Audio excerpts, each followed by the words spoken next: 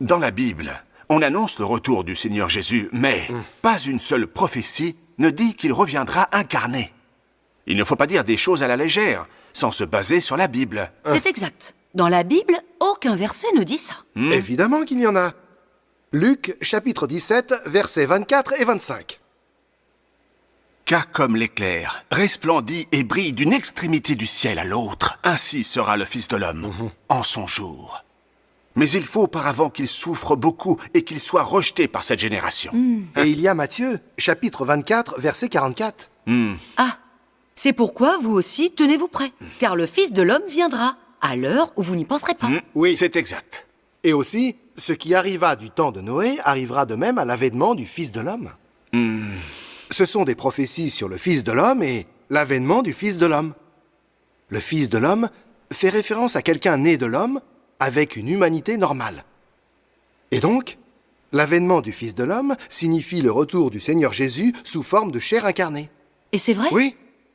Réfléchissez. Si c'était l'Esprit de Dieu, on ne dirait pas le Fils de l'homme.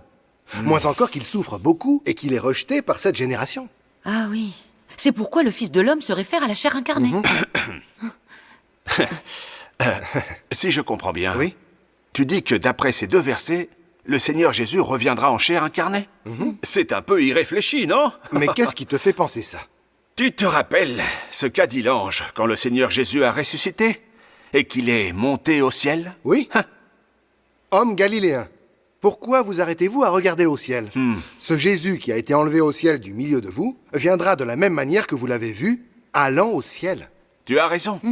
Et l'Apocalypse 1, verset 7 dit « Voici, il vient avec les nuées, et tout œil le verra, même ceux qui l'ont percé, et toutes les tribus sur la terre se lamenteront à cause de lui. » Ces versets disent très clairement que le Seigneur Jésus reviendra sur les nuées pour nous élever au royaume des cieux. Ça, c'est certain. Écoutez. Attendez une minute. Oui. Je ne comprends pas. Des prophéties disent que le Seigneur reviendra incarné. Exactement. Et que le Seigneur reviendra sur des nuées. Oui, tout à fait. Mais comment ça se fait? Expliquez-moi. Toutes les prophéties sur le retour du Seigneur seront accomplies. Mais voilà. Eh, ne dis pas mais.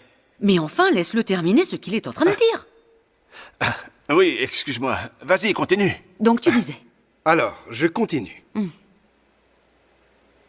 Qu'est-ce que je disais déjà? Tu parlais des prophéties. Ah oui, je me souviens. Les prophéties de la venue du Seigneur s'accompliront. Mais celles du Seigneur s'accompliront à mesure que l'œuvre de Dieu progressera.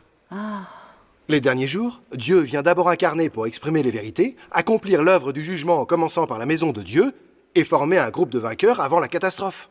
Ensuite, la grande catastrophe viendra détruire les forces de Satan qui créent des ennemis de Dieu. Et puis le Seigneur descendra sur les nuées et se manifestera lui-même aux yeux de tous. C'est là que toutes les prophéties sur le retour du Seigneur seront accomplies.